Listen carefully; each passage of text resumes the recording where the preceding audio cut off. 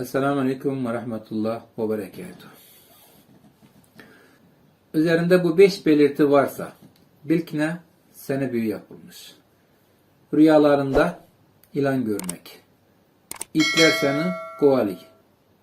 Üzerine ilan geliyor. Kabuslar görmek. Ve olduğun yerde sıkılıyorsun. Belli bir yerlerde sıkılmak.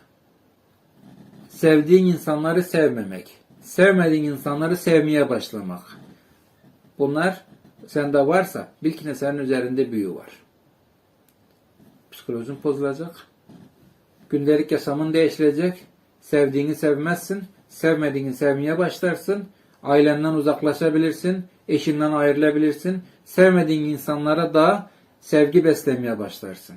Rüyalarında kabuslar, yılanlar, itler görmeye başlarsın. Ve rüyanda nelerse yemeye başlarsın. Rüyada bir şey yemek de sihirin alametlerindendi. Sihirin yenilenmesi demekti. Kendinize iyi bakın. Kanalımıza abone olmayı unutmayın ve destek verin. Yeni videolar gelsin diye.